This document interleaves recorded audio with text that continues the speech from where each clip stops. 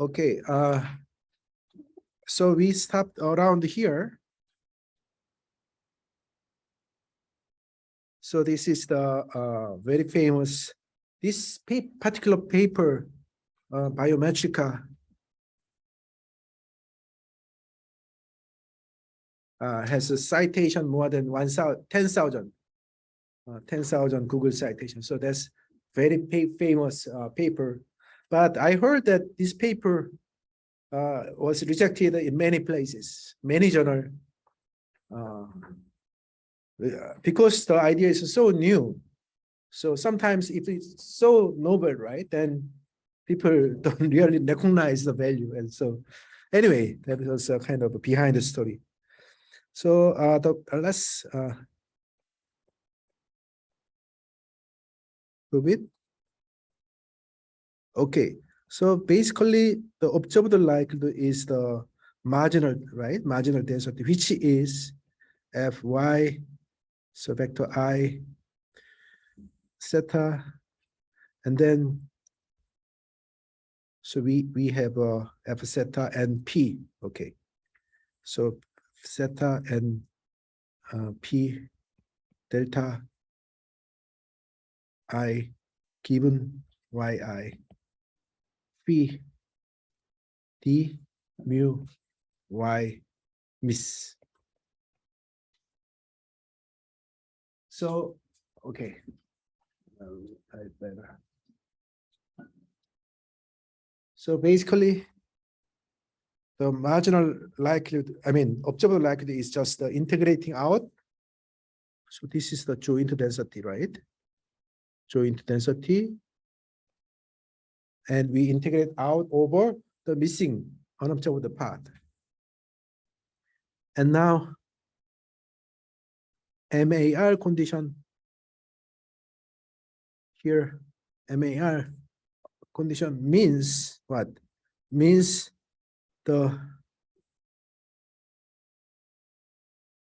FP YI given YI is equal to P delta I given YI OBS. Okay. So that is missing a random. So that means you can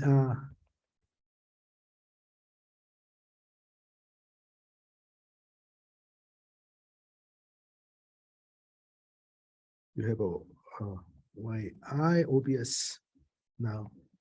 Observe the part, then dy. Okay. So that is the MAR condition, and then after that, this guy is free of Y miss. Okay, so it doesn't really depend on the missing part, so it can go outside. So that you can obtain something like P delta I YI OBS phi times integration of theta d mu Y miss. So that basically, and this is product. So the product is overall. So that means you can actually have a product of two terms. One is the response model part, and the other one is basically observed, right? I observed. So this is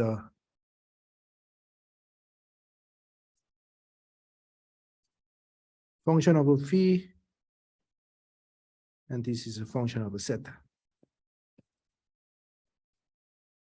That is what's going on here. Uh, Is there an integral on in the section? so it has an integral on what? Is there still an integral in the second part of Second part. in our one? Yeah. So this is actually joined y obs and y miss. And then we are taking integration over y miss only. So then it becomes a marginal. Okay. So that basically proves the theorem. And then the implication, right? I explained this already. The implication is that under this, once we factorize the likelihood into two part, then if you are only interested in estimating zeta, we don't have to worry about phi, right? So that's nice. And that actually we use this example to demonstrate this why this is so useful. So I think I covered this already here, right? So on the missing, this is a very important, actually quite important result. So if you are interested in the regression of y on x, right? So if you are interested in regression of y on x, and y is subject to missing, so and y is a subject to missing, it's like this. So you have x and y. You observe everything here, but you observe only, right? You have a missing here. So in this case, sorry.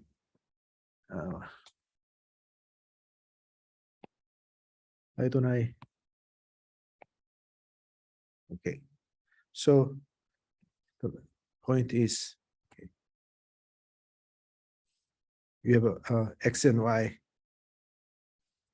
x1, y1, x2, y2, x3, y3, x4 missing, x5 missing.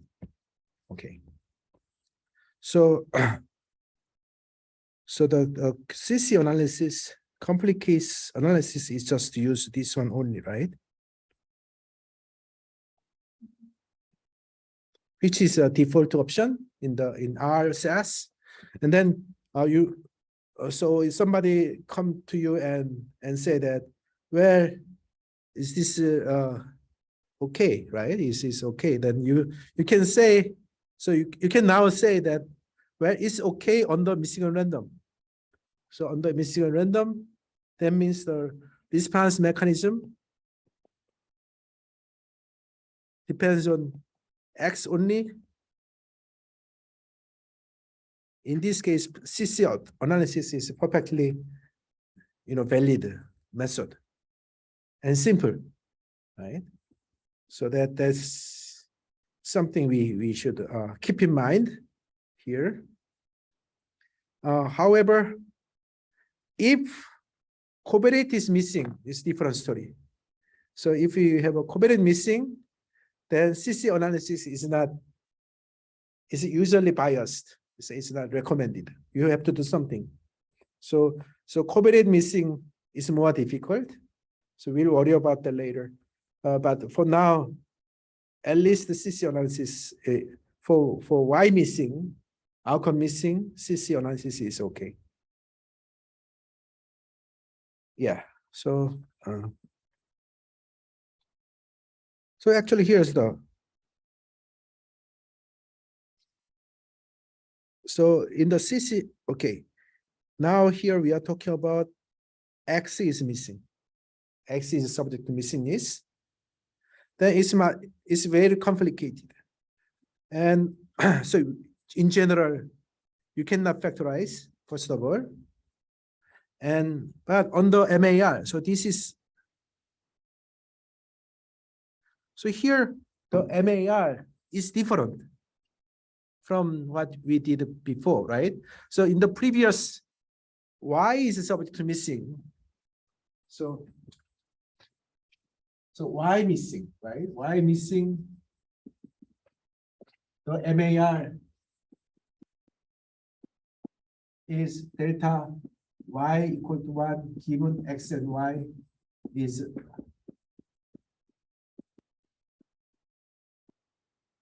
I should use this. So just to okay. So we have two cases, Y missing, X missing. Then the meaning of MAR changes because what is the meaning of MAR? Why delta is independent of the variable that is subject to missingness, conditional on other variables. So here, that's why. So MAR here is this one. X is subject to missing. It means actually the other way around. Okay. So that's why. So this one means actually probability delta equal to 1 given X and Y is probability delta equal to 1 given Y. Okay. So that is this. So that is missing and random. Okay. So in this case, we can, in this case, so in this case, it doesn't depend on X, MAR, right? So MAR implies this because it doesn't depend on X. So then the integration, so this guy is free of the X, right? So you can move it outside the integration so that phi factorized. So phi factorized. So that means you don't have to know phi, but still you need to know alpha in order to estimate zeta, right? So that's why the covariant missing is a little bit more tricky. So the covariant missing, you have a Y1, Y2, Y3, Y4, Y5, right? But you have X1, X2, X3, and missing. Something like that. So here, you cannot really, you shouldn't use CC analysis. You have to impute, I mean, you have to do something. So basically, you need to predict X4 given Y4 to obtain the imputation. And that is actually you use Y4 given X4 and then marginal distribution of X4 and then integration of.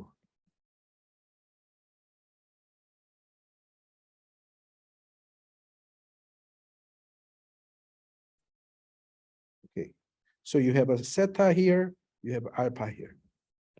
Okay. So that means it's more tricky, right? Because you cannot really, so in the covariant missing regression problem, you cannot really ignore the partial missing. You need to do something.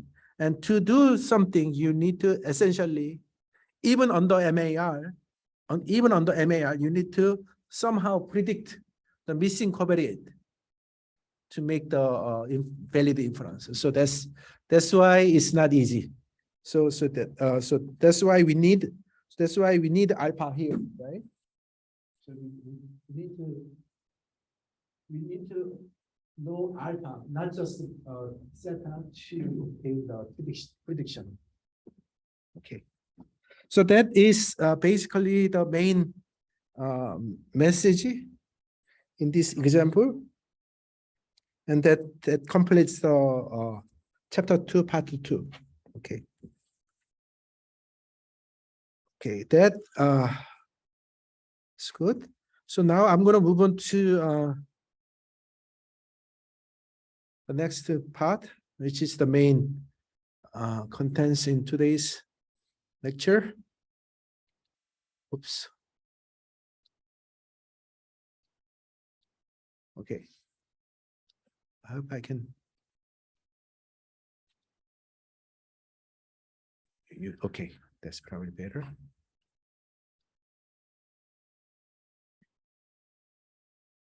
Okay.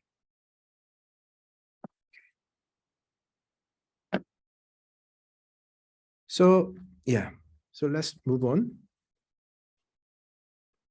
Last class I got a good question about the definition is about the marginal density derivation. So that make me to think further on what is going on. So I think I got an idea. So this is the setup that we introduced last class. Basically, we have a censoring problem, right? Censoring. So we T is the original distribution, and we observe Y and delta, and then the result is that the marginal density of this one is this one. So how to show this? Well, if you directly try to derive the density, it's a little bit tricky because there's some measure zero things, right? So rather than using the density, let's use probability. So suppose you have a measurable set B, and you want to compute the marginal probability, okay? Marginal probability of your data. And then we can still do the same thing, right? This is a joint. And then we obtain the joint and then integrate out over the latent, right? So this is the basically latent. And then this is given, right? This is already given. So that part is no problem. This is something we need to construct, figure out. Basically, this because the Y and delta is already given. So the mechanism behind, so you can see that basically this probability is either 0 or 1 always, because the function t to y is a deterministic. I mean, right? So so given t, whether or not y belongs to B is either with the probability 1 or 0. And we only care about when it is probability equal to 1, right? So that actually happens when, if and only if under this set. So that is basically give us this form result. Okay, so what we end up computing is just express our probability of interest as an integral, right? Of the using the original density. And now we can actually, so our goal is actually finding the density of your data, right? Of your observation. So by definition, so if we are interested in computing the density of this random variable, then this density should satisfy this, right? Because density is just a tool for computing the probability, right? So over the event. So that means this guy and this guy should be equal as an integral, right? And then B can be anything, any measurable set. That means whatever the inside this integral should be equal. That gives us this result. So this is not really perfect, but better, better than what we did before last class. Okay, so I think that's best I can do in theory. So okay, anyway, that's you can think of it as some measurable is something like set of the y t, right? I mean y0, and then so that you have some probability theory to show that having these two property equal almost for all measurable set essentially implies that your density are equal. So that is this one. And then second case, delta equal to 0 case, you can see that once you delta equal to 0, then we know that y is t is censored. So the observation for yi is just the ci. So that means if this set contains a ci, then basically this is so you get some probability. Otherwise, it's 0, right? So that is the by definition of by the meaning of delta I. So remember, delta I equal to 1 or 0 if Ti is less than C, right? And otherwise. So that basically means you don't have any control over the value of y, right? If you know that delta equal to 0.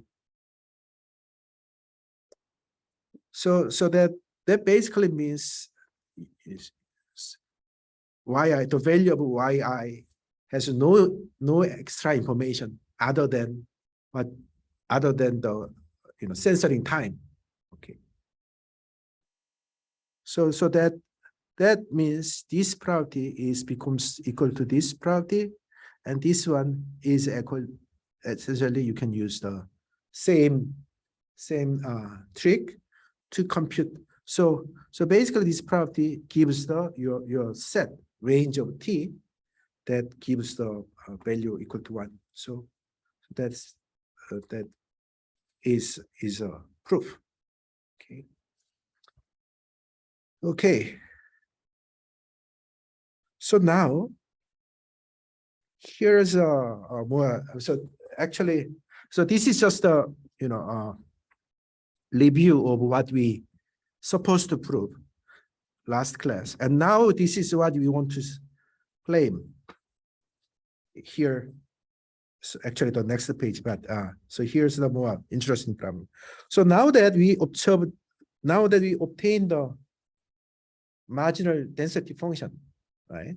Marginal density function of the censored data, right? So this is your marginal density, and this is, how did you get this? Well, this is essentially integration of the ci to infinity to, because it's a probability, right? I'm sorry, should it be t? Okay, so because of this is ft ti dti, and now we use this density to here, compute the integration, you get this one, right?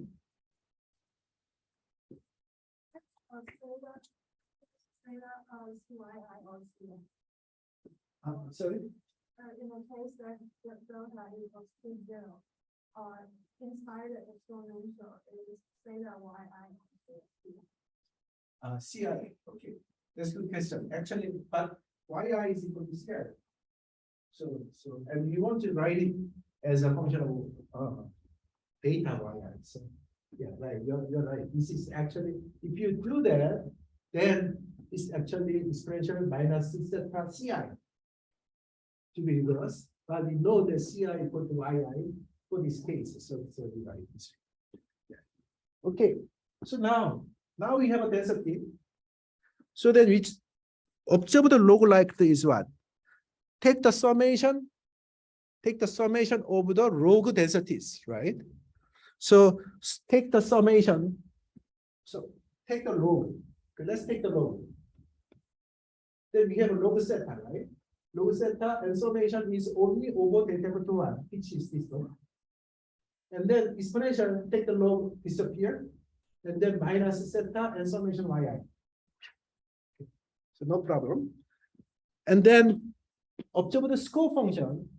It's just the, take the differentiation, right? Partial derivative of zeta, which is actually scalar. So it's couldn't be simpler, right? Couldn't be easier. So that's very easy. Then you have something like this. And then once you compute scope function, observe scope function, then you set it to 0 to solve it for zeta. So the MLE is what? MLE is, I can solve this.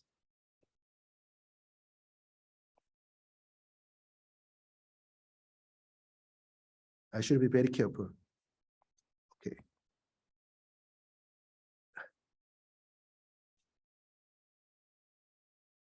Okay. So,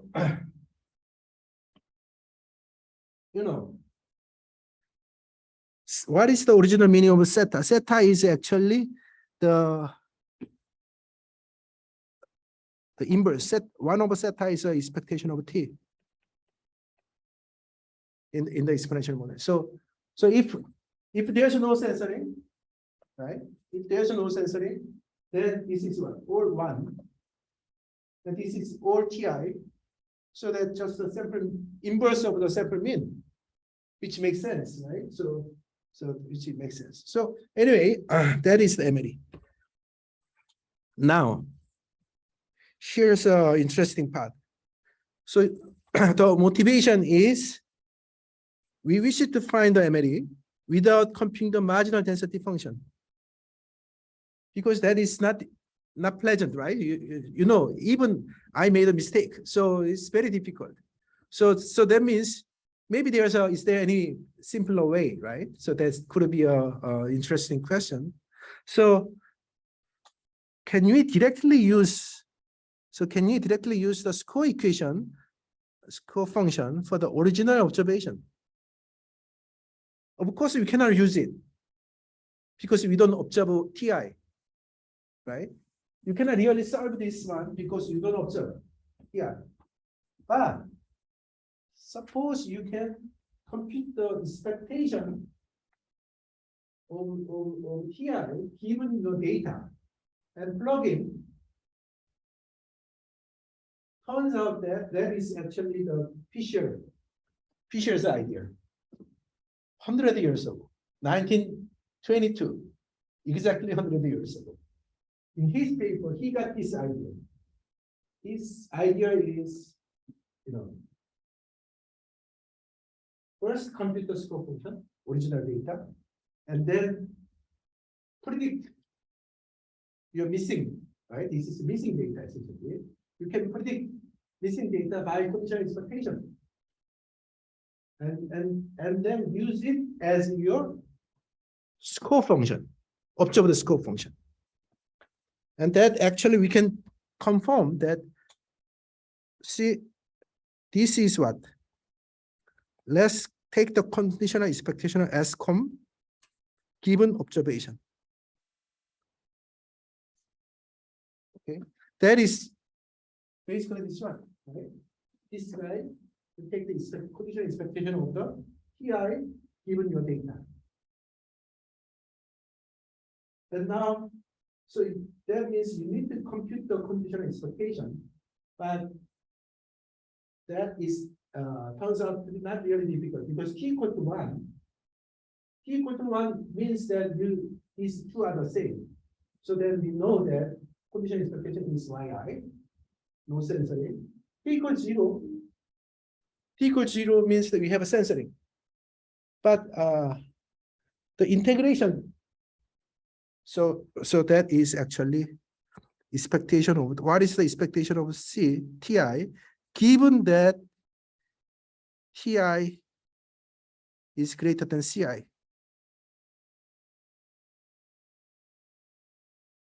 In the exponential distribution. That is a memory list property. I don't know whether you guys, right? Should have.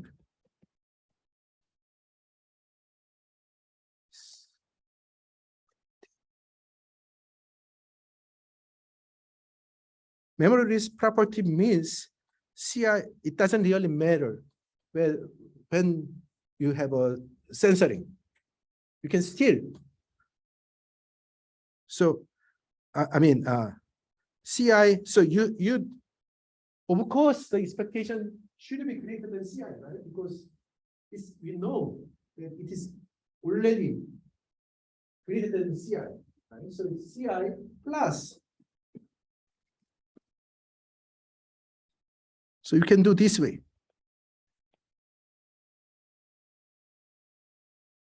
Okay, that is the memory list property. You move this outside, and then once, because you take it away, it now becomes 0. Okay. And then this guy is just a min, right? Which is 1 over theta. So that's this one. So then that means basically you put this one to here and simplify, you get this one, which is what? This guy. So this guy is this guy. I hope. Sorry, I cannot really.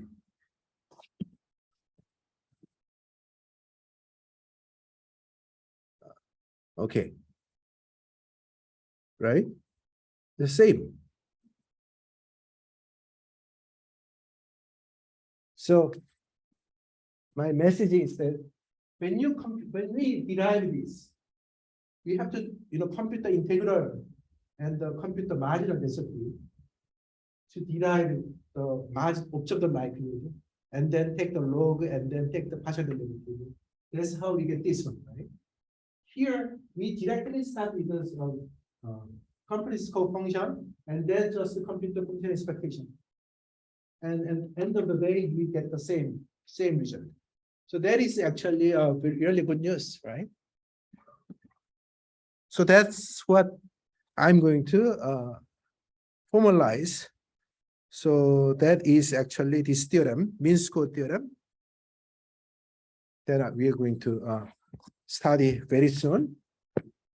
But let's just formulate it as a general setup. So basically now you can see that what I use this.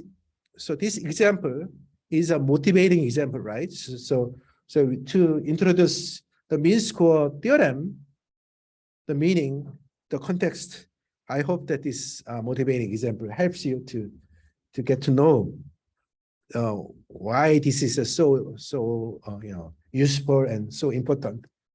Hopefully that makes sense to you. So okay.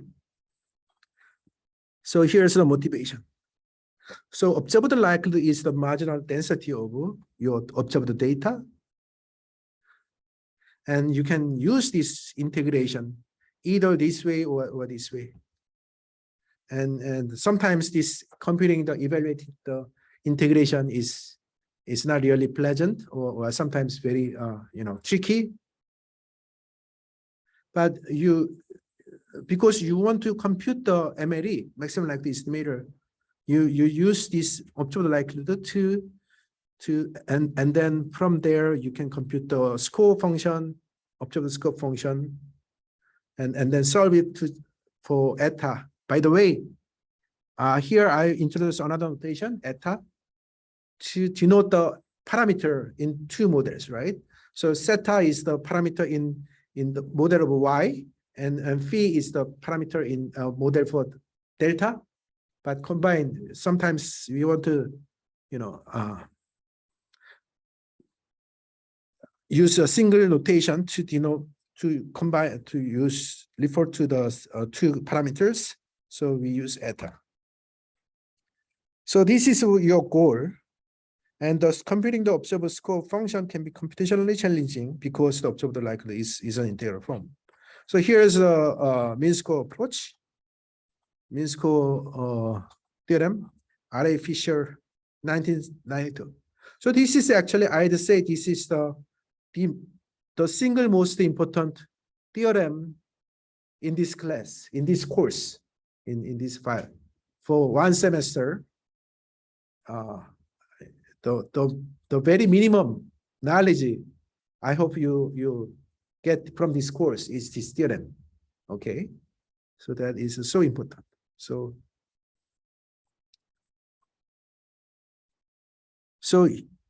here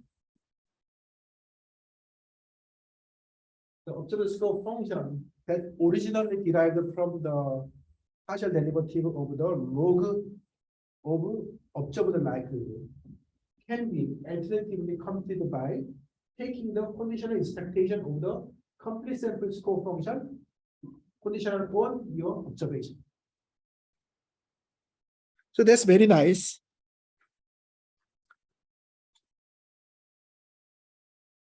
And you can, I show you example again later why this is much easier than handling the observable scope function. But let's just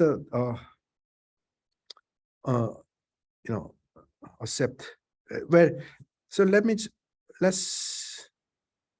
prove this. And by the way, the notation. So this is, so you can see that the notation here is a score function, right? Derived from L obs eta, which is the log of the, so tangent of the L. Okay. And S bar.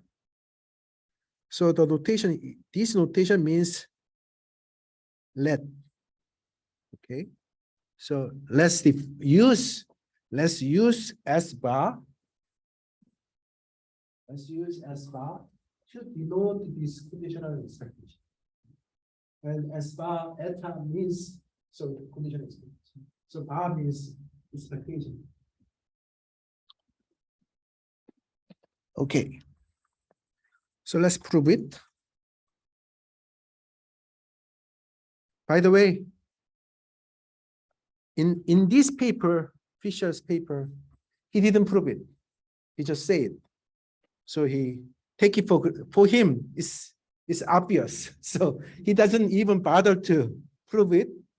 And later, so the very famous Lord Dempster Lubin 17.8 or something, 17.7, the EM algorithm paper. So the first paper that introduced the EM algorithm in JRSSB, they discovered this result and prove it as a theorem, and from this theorem they introduced EM algorithm as a way to solving this equation. Okay, and then one of the discussants of the paper pointed out that this is not new. That is actually in R.A. Fisher paper 1922. So that's how people rediscover. So sometimes I don't know. You guys heard about reinvent the wheel.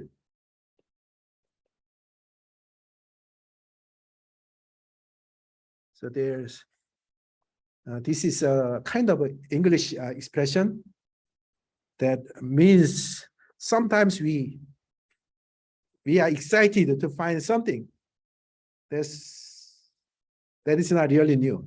I mean, other people already know, but you know, when you're a beginner, right? You sometimes. I even discovered the EM algorithm by myself. And later, I found that it is actually called the EM algorithm. So anyway, at least at least I was not wrong, right? I mean, so okay. So let's prove it. Oh, sorry.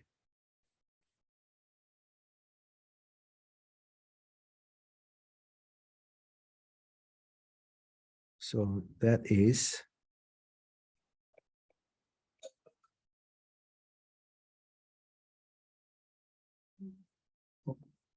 What happened? Okay. Okay, so that is the definition.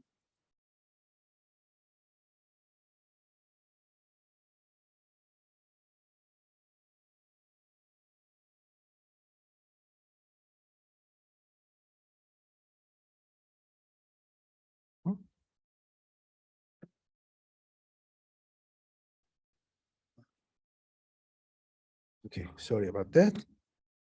And now this is not really good. So let's use original density.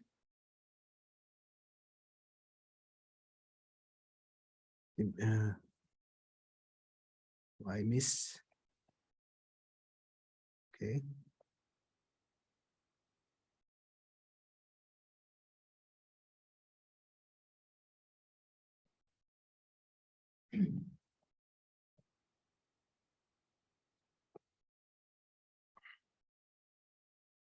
And then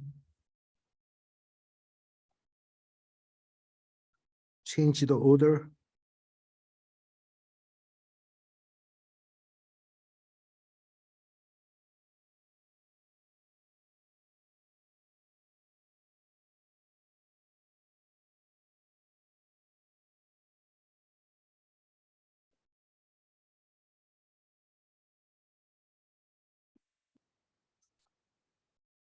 Okay. And then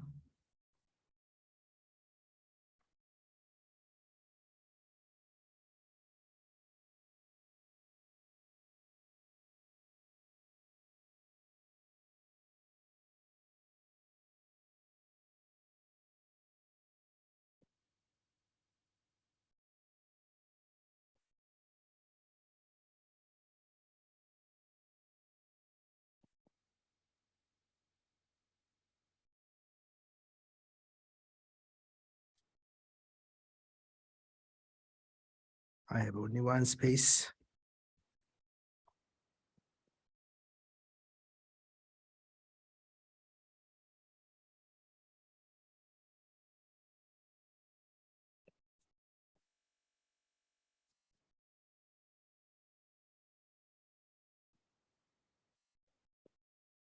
Despite. Okay. So that is the proof.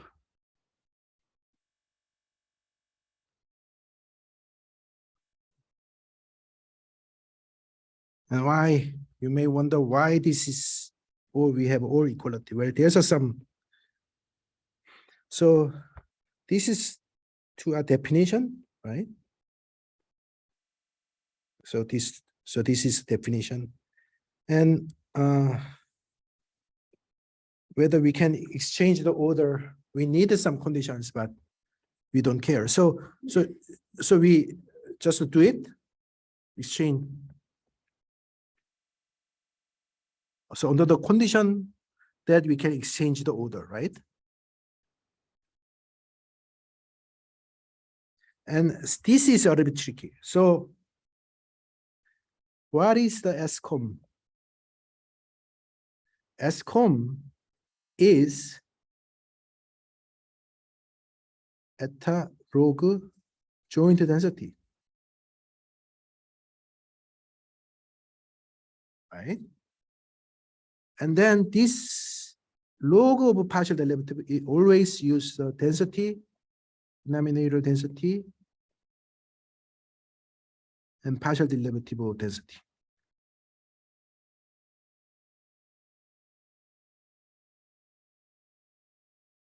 Okay, so you can see that I simply use this one to here.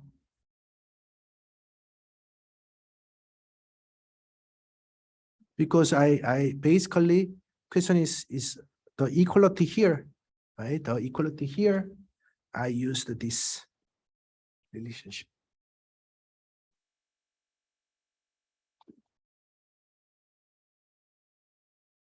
So basically, it's a good formula actually to remember. Partial derivative of the density function is a score function times the density. So that's what We get here. And then see, this guy is a joint density. This guy denominator is a marginal density. So joint density divided by marginal density is a conditional density. So which is this conditional density? And then this one is nothing but taking integration of certain random variable over the conditional distribution. So that is actually exactly the conditional expectation over the complete sample score function. Okay, so that actually complete the proof.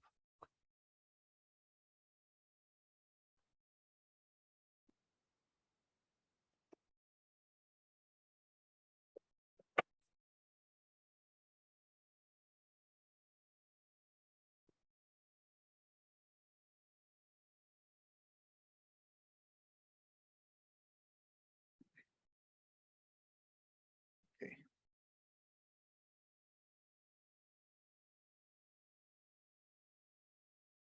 So that is the theorem, mean-square theorem.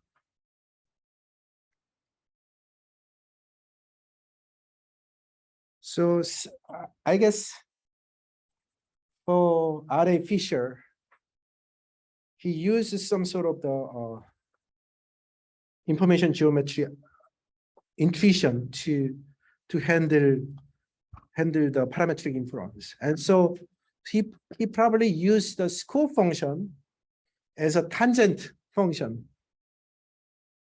So you rather than so each point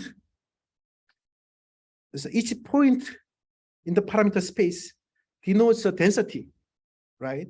So point in the parameter space is actually represent the density, and it's not really flat. So it's a kind of curved space. That's why it's so tricky. But in the curved space, the usual idea is to consider the tangent function. So tangent function, some sense, is a projection.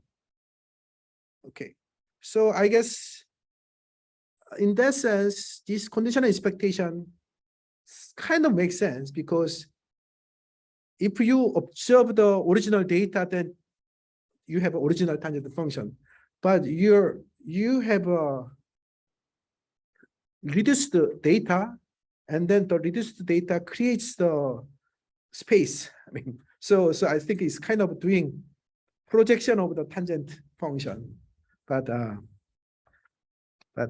let's just use this proof. Okay.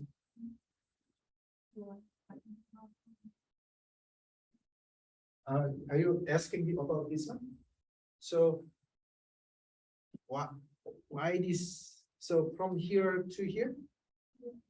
Okay. So yeah, that's a good question. So this is, so one way to view this one is, to this problem is, your y is actually has a two component. So you can view it as a, vector joint random variable, and you have a two component, and this one is used in computing the integration. So if you plug in here to put in here, you actually have a three random variable: y obs, y miss, and delta. Okay. Here you have a y obs, y miss, and delta, and integrate out over y miss. So that means you're actually computing the denominator is just the marginal density of the y obs, and delta. So you have a three random variable joint density divided by marginal density over two random variables. Okay. So yeah, so here let's make it simple, make life easy. So you have three random variables, y1, y2, y3. I mean y1, y2 delta, and denominator you have y1 and delta. Okay, so then this guy becomes what? y2 given y1 delta.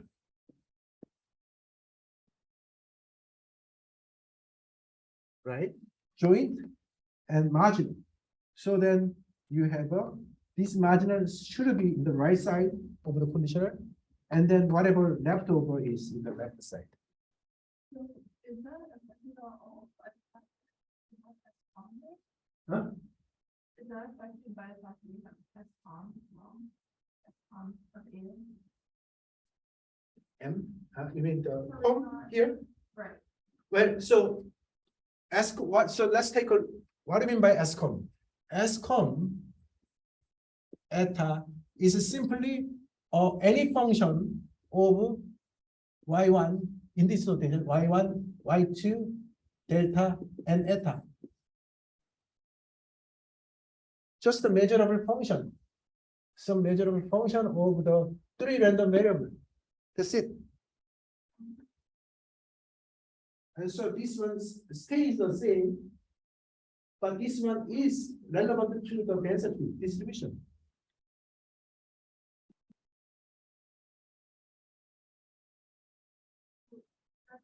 Writes the integral in the denominator as the marginal here, and we plug it into the denominator. We discuss the conditional distribution. So that's the conditional. Okay. So can I move on? Okay, great. Okay, so now here's a normal example. So normal is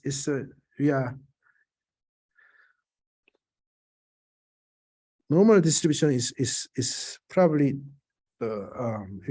feel more comfortable. So without missing data, right? So then this is the score equation. And this one, right? No missing, no problem. So now we have a missing data. So let's assume that first R elements, we observe X and Y.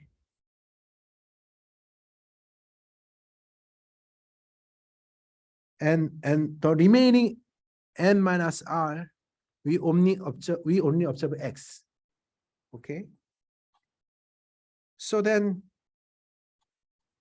so this is not really trivial. So now this guy is actually computing the conditional expectation of the S1 given S1 and beta and sigma square given the data, right? The observed data. So then that means you have a two summation equal to R. So from I equal to 1 to R, you observe everything. So you just write it.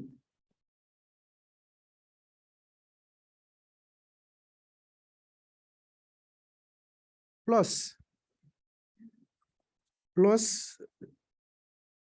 I equal to R plus 1 to N. Okay. So I think I better include the page. So, okay. So let me write it again.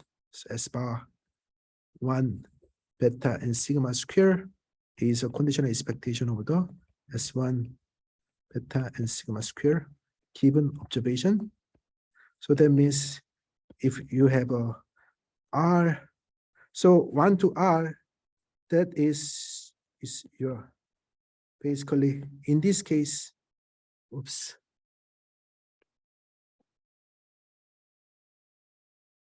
Yi minus xi prime beta xi divided by sigma square given xi yi and plus I equal to R plus 1 to N yi minus xi prime beta xi sigma square divided by xi. So what's the difference? The difference is that here, what is conditional on, right? So from I equal to 1 to R, we observe X and Y. So we condition on what? On everything. But R plus 1 to n, we only observe xi. So we just do it, and then this is a random variable, right? So that means you get so conditional on x and y. There is nothing random, right? So we just you can just write the original.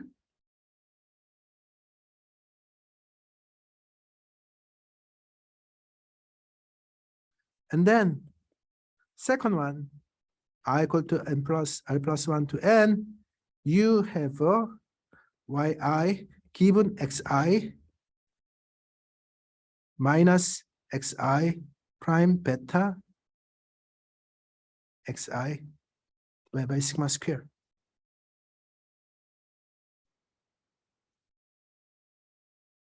Because given xi, the only thing unknown is, only thing random is yi, right? So you need to compute this. And then under normality, right? Under the the assumption is yi is normal xi beta and sigma square. So from here we get this one equal to xi prime beta, right? So that means this guy minus this guy same cancels to each other. So the second term basically disappears. So that is why we get that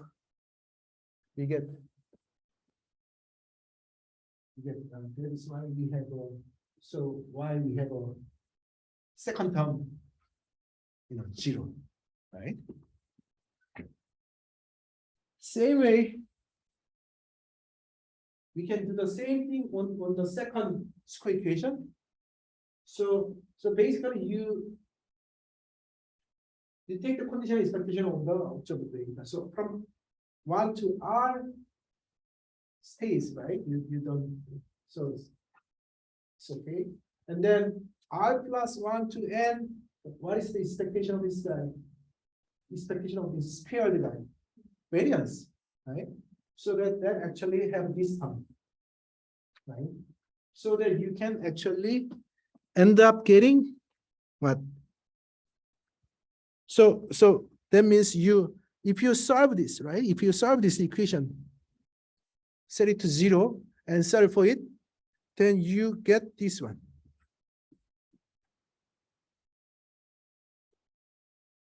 That is what?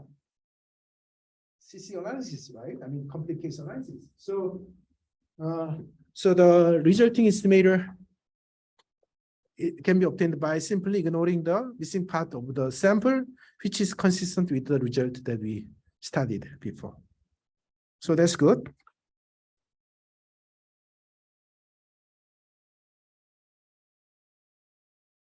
And now, additional comment.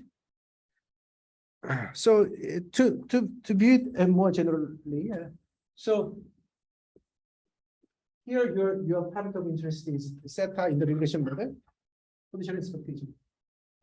And remember, on the missing random, this is the likelihood, observed likelihood.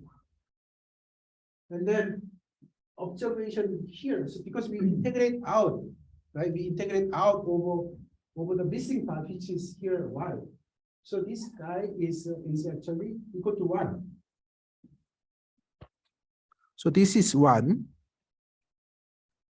right? And so we have a CC analysis. So what I'm trying to say here is basically there's a 1-to-1 correspondence between the likelihood and score. Okay, so we can do exactly same discussion here. So here S bar means you have something here, and then take the conditional expectation from here, and this guy is what? Is 0. Why? That is a Bartlett identity. Remember, the score function expectation of the scope function is 0. And when you say this, I mean the scope function should refer to a distribution, right? And this expectation is taken for that distribution. So in that sense, this scope function refers to the scope function corresponding to the conditional distribution. So that means your expectation here is exactly the same expectation derived from this same conditional distribution.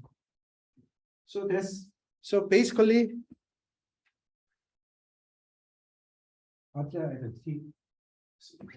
so one of the messages that you can view is that imposing a density has integral equal to 0 is equivalent to imposing the scope function as a 0 expectation. It's essentially the same concept, but one is with respect to the density. In terms of density, the other one is in terms of the scope function. That actually very identical concept. Okay.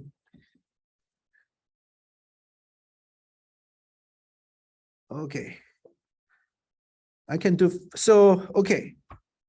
So that actually gives us another way of viewing the same problem theorem, mean square theorem.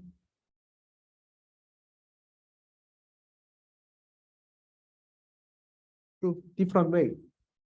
So, okay. So observed likelihood is the essentially likelihood derived from the marginal density, right? So the marginal density is a joint density divided by conditional density. So there is joint density divided by conditional density. Okay. And then let's take the log. Okay, let's take the log and take the partial derivative with respect to eta. And then let's take from there, we take the conditional expectation, conditional distribution, expectation of y. So this is not really good. Y miss. Because even this one, the only thing random is y miss, right? So let's take the conditional, this one. So this. So let's take the conditional expectation with respect to this conditional distribution. Both sides, 3 terms. Okay. Then we have this guy, take the conditional expectation, where conditional on this one, nothing random. It's a constant. I mean, given this one, the marginal density is just a constant, right? There's nothing really random. So whether or not you have an expectation or not, same, because they are constant with respect to the given condition. But here, you take the conditional expectation, you get the same thing. And this guy, we have a name. So this guy is S, oops, what happened? S, eta. This guy is S obvious. Okay. So this is the right scope function of the observed light derived from the observed light. This is the scope function derived from the complete light, complete set light. And then what is this guy? This guy is 0. Why? Spotlight identity, same thing. Why? Because this is a scope function.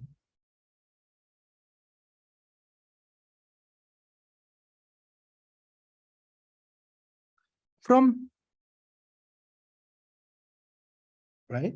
So this is a scope function for the distribution of this guy.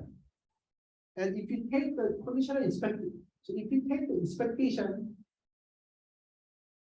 so take the scope function of the distribution, and if you take the expectation of that distribution, it's 0. So that's why this is basically null. Okay. So that means we actually prove this theorem, right? Observed scope. So this is the observed scope function.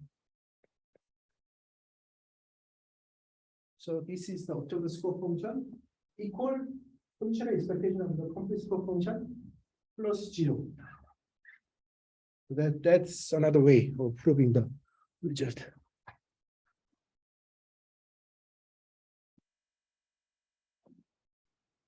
Okay.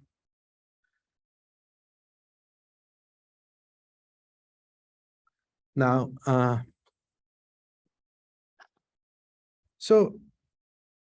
okay, so now let's use mean score, how the mean score theorem can be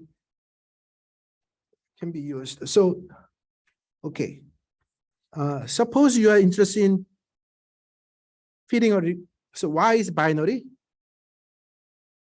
So y is 0 and 1, and you have a logistic regression model, and your parameter of interest is beta. Okay, and then the logistic for the logistic regression, we have a scope function. Okay, and then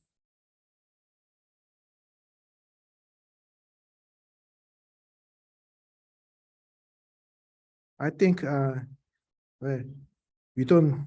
Okay, actually, we don't have a model for.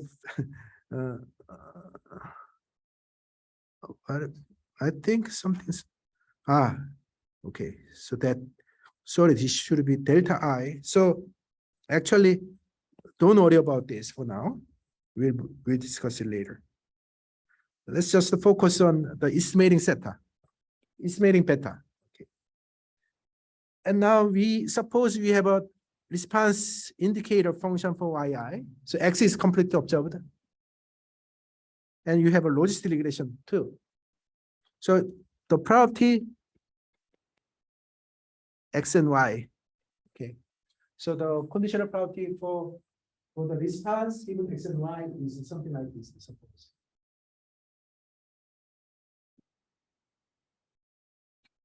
Then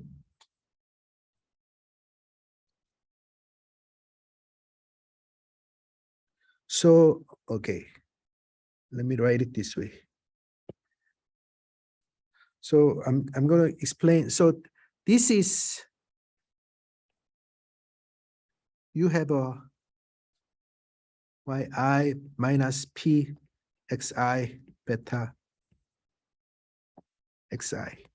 Okay, this is your scope function for beta. And now we have a missing data. So missing data. So delta equal to 1. Delta equal to 1. You observe x and y. Delta equal to 0. You only observe xi. Okay. Then with this data structure, you cannot really compute. You cannot really compute this one because you don't observe y for this case, delta equal to 0 case. So then we can use the mean square theorem. So idea is let's compute the S bar, which is the mean square theorem. So then delta I equal to 1, no problem. Delta equal to 1, we observe everything. So we just compute it.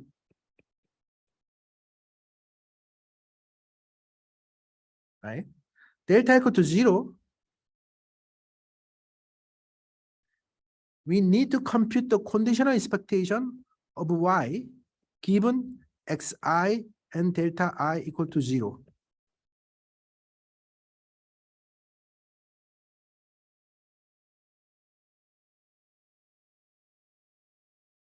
Right? Because conditional on my observation. And for delta equal to 0, my condition is that I observe xi and also delta too. Right? And this is important because we are talking about potentially non-ignorable missing. I mean, it doesn't have to be MAR. So this is, so then how we actually compute it?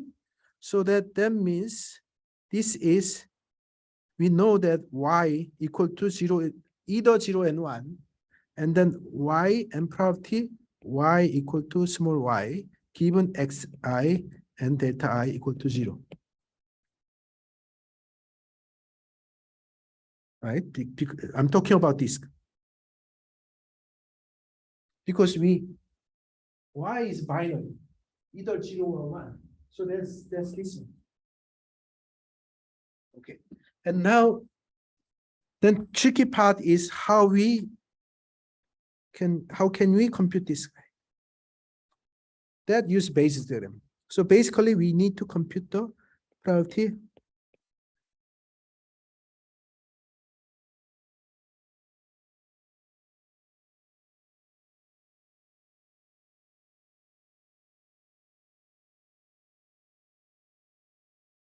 So let's use Z.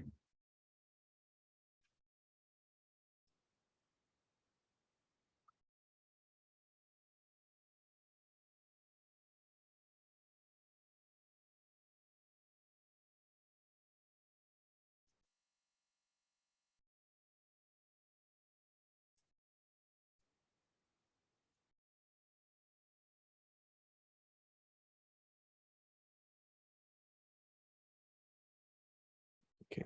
And then this one is a function of beta. This one is function of phi.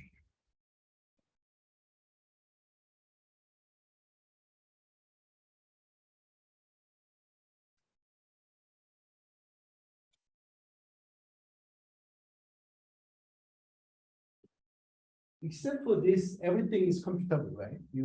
Everything else is computable. Just this one. But luckily, this conditional expectation, you know that y is binary, 0 or 1. So you only have two choices, 0 or 1. And so you can compute the conditional probability, and you can use the Bayes theorem to derive this conditional expectation. So that is the derivation of the formula here.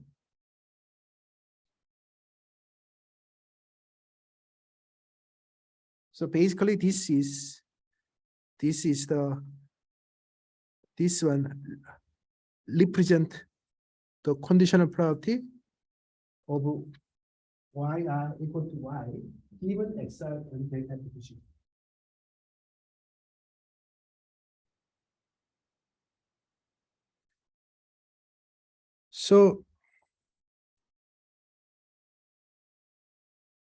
So now,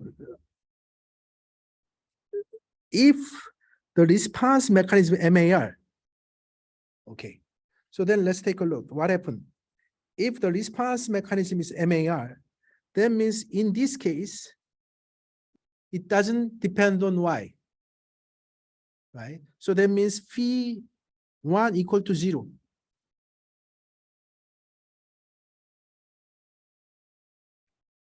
Phi 1 equal to 0, that means this guy and this guy is a function of only x, not y. So it's a function of x. And so this doesn't really, and then this one is free of this summation. Right? It can go outside the summation. So that means you can actually cancel.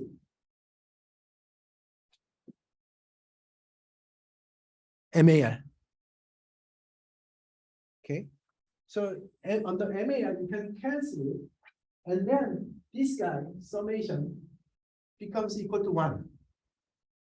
Because it's a probability y equal either 0 or 1. So summation of these two probabilities is equal to 1. So that actually simplifies a lot, and you end up getting this.